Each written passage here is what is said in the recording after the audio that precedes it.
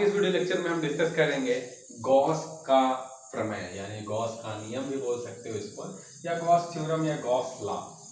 ये इतने नामों से पूछे जा सकते हैं। अगर आप हिंदी मीडियम में हो तो गॉस की प्रमेय अथवा गॉस का नियम इस तरीके से पूछे जाएंगे। इंग्लिश मीडियम में हो तो गॉस थ्योरम और गॉस लॉ, ये इससे पूछे जाएंगे। और ये एग्जाम के पॉइंट ऑफ व्यू से बहुत ही ज़्यादा इम्पोर्टेंट है। आपके बोर्ड में 95% चांसेस हैं इसके आने के, तो इसको इग्नोर नहीं करना है। और इस वीडियो से पहले मेरी बहुत ही बड़ी रिक्वेस्ट है कि आप इससे प्रीवियस वाली वीडियो देखो, इलेक्ट्रिक फ्लक्स वाला, यानी विद्युत फ्लक्स वाला, क्योंकि वो अगर आप नहीं समझे हो तो ये आप नहीं समझ पाओगे कि क्या है क्या। So full to full concept हमने उसमें दिया है, कोई आधे घंटे का वीडियो है, उसे जरूर देखो, तब जाके झन्नाटेदार ये समझ में आएगा, ठीक ना। तो इस तरीके से गॉस का प्रमेय और गॉस का नियम ये है क्या। अगर एकदम शॉर्टकट भाषा में बताऊं ना मैं, कि फिर लॉन्ग कट में चला जाए, शॉर्टकट भाषा में बताऊं ना, तो ये जो विद्युत फ्लक्स है उसको निकालने का एक शॉर्टकट ट्रिक है। एक छोटा सा रास्ता है जिससे आपको ज़्यादा लफड़ा नहीं करना है, बस थोड़ा सा आप एफर्ट करोगे, थोड़ा सा मेहनत करोगे, बस आपका विद्युत फ्लक्स निकल जाना है। ये हमारे गॉस चाचा ने दिया है। ये है। मैं थोड़ा सा आपको इलेक्ट्रिक फ्लक्स समझा देता हूँ ताकि आपको कुछ बेहतर तरीके से समझ में आए, ठीक ना, आपका भी थोड़ा रिवीजन हो जाए, ठीक। तो यहाँ पे जो इलेक्ट्रिक फ्लक्स है, देखो, जो विद्युत फ्लक्स जिसको बोलते हैं, अगर विद्युत फ्लक्स की बात की जाए, विद्युत फ्लक्स की अगर बात की जाए तो विद्युत फ्लक्स का मतलब ये होता है कि किसी भी काल्पनिक पृष्ठ से गुजरने वाली लंबवत विद्युत बल रेखाओं की संख्या ही हमारा विद्युत फ्लक्स है। मतलब एक मान लो ये काल्पनिक पृष्ठ हो गया हमारा, ठीक, इस तरीके से। अब इसमें जितने भी लंबवत विद्युत बल रेखाएं गुजर रही हैं, मतलब ये 3, तो यहाँ पे 3 विद्युत बल रेखाएं गुजरी तो विद्युत फ्लक्स हो गया 3। इस तरीके से आप समझो, समझ लो इस बात को। तो ये हो जाएगा, क्या हो जाएगा इसका, ये विद्युत फ्लक्स हो जाएगा 3। अगर मान लो यहाँ पे एक और पृष्ठ हमने बना रखा है इस तरीके से, ठीक, और यहाँ से क्या हो रही है कि बहुत सारे, यहाँ से कितनी निकल रहे हैं, 1 2 3 4 5, तो यहाँ पे इस केस में विद्युत फ्लक्स हो जाएगा 5। तो मतलब जितने भी विद्युत बल रेखाएं, इलेक्ट्रिक फील्ड लाइन निकलेंगी, ठीक ना, वही क्या होगा, इसका विद्युत फ्लक्स हो जाएगा। अब इसके फॉर्मूले की बात की जाए तो फॉर्मूले में अगर हम क्या चाहिए, एक छोटा सा पृष्ठ लेकर निकालने की कोशिश करें, कि मान लो एक छोटा सा मेरे पास पृष्ठ है इस तरीके से, ठीक ना, एक छोटा सा पृष्ठ है यहाँ पे, ठीक, छोटा सा पृष्ठ है तो डीए मान लेते हैं, ठीक, ये डीए है। अब देखो, जो क्षेत्रफल वेक्टर एक होता है, इसे हमने पहले भी देखा है, तो क्षेत्रफल वेक्टर किसी भी पृष्ठ के हमेशा लंबवत होता है।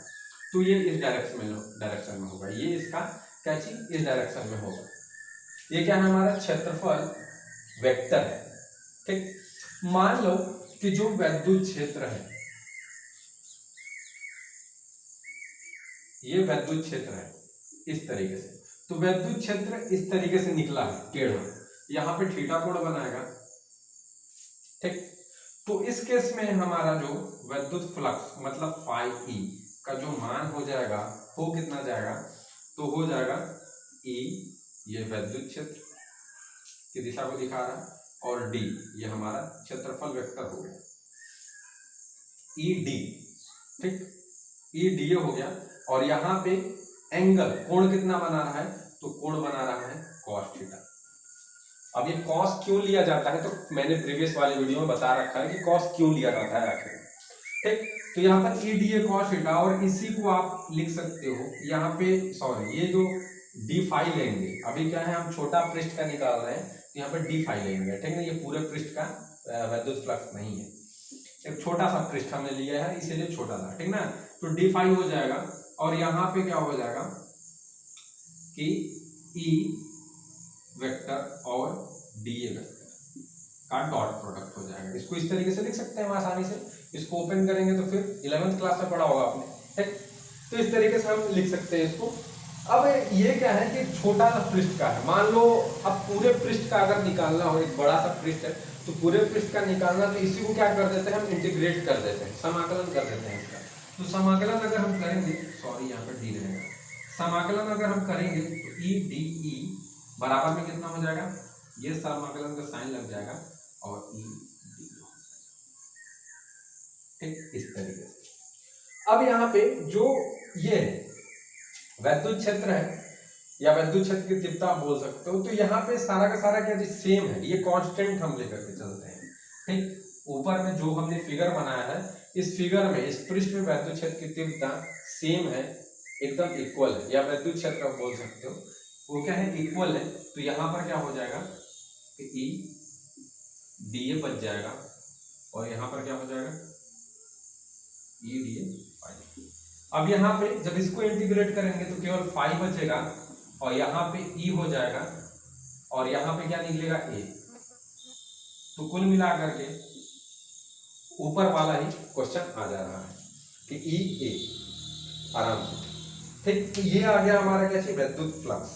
अब यहाँ पे ये वैद्युत फ्लक्स मतलब कि अगर आपको वैद्युत फ्लक्स निकालना है तो इस तरीके से आप निकालोगे कि जो वैद्युत क्षेत्र की तीव्रता और यहाँ पे जो एरिया वेक्टर है उसका डॉट प्रोडक्ट करके निकालोगे। लेकिन जो गॉस का नियम है वो आपको शॉर्टकट ट्रिक देता है।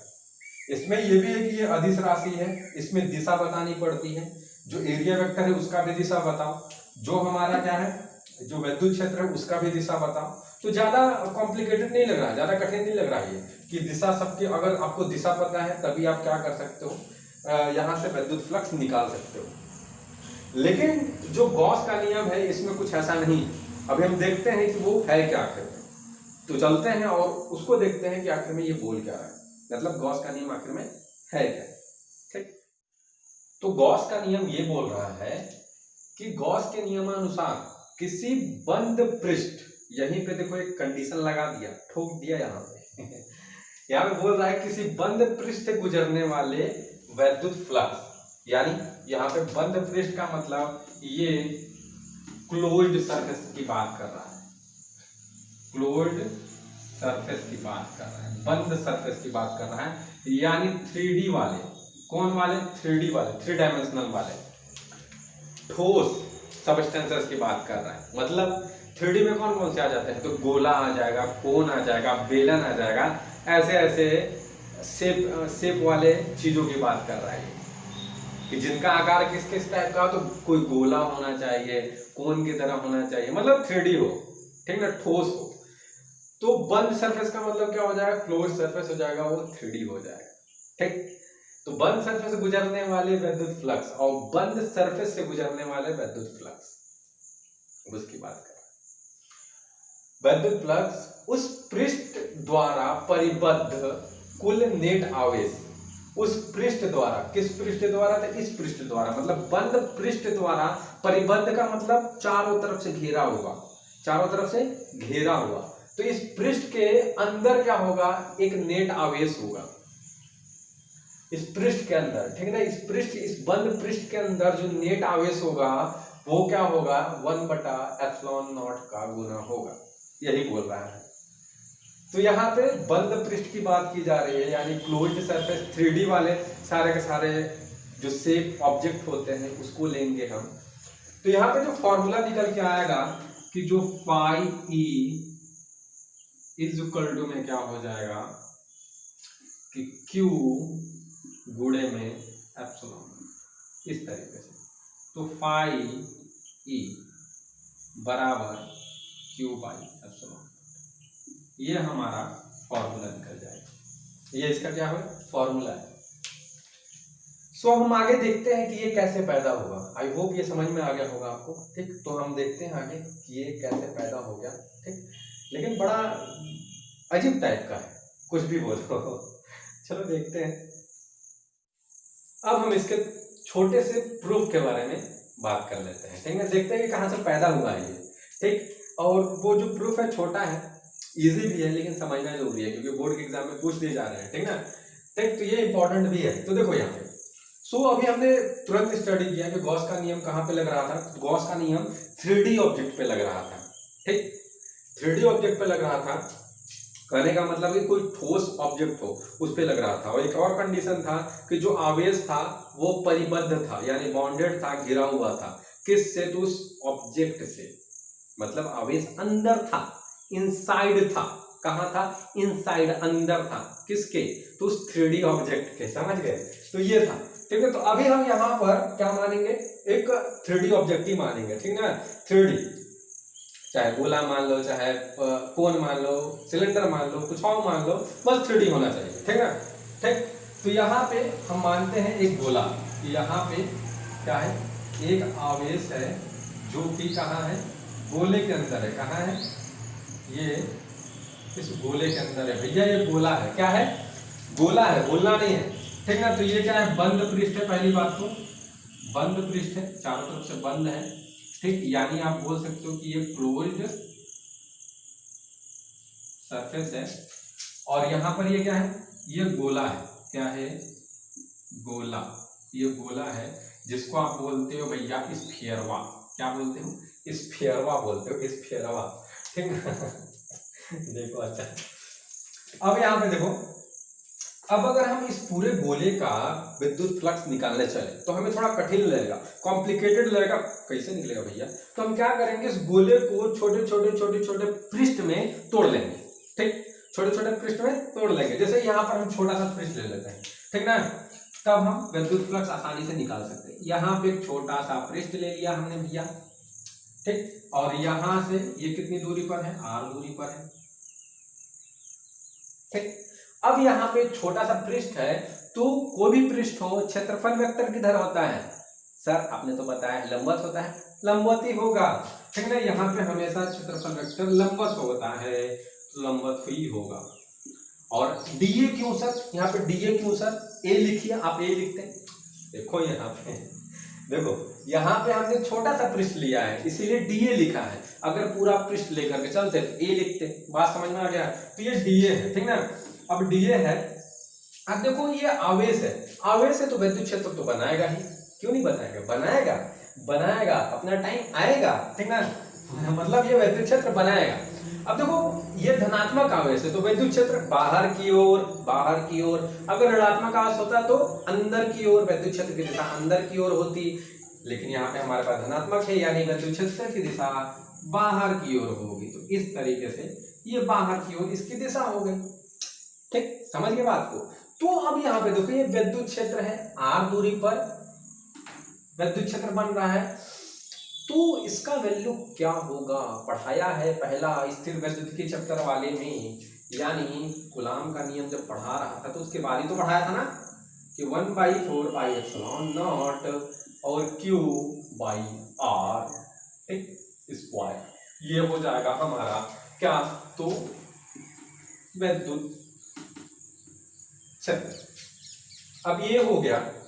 अब यहाँ पे देखो, अब यहाँ पर हम अगर इसकी विद्युत फ्लक्स निकालने की कोशिश करें तो विद्युत फ्लक्स कितना होगा भैया?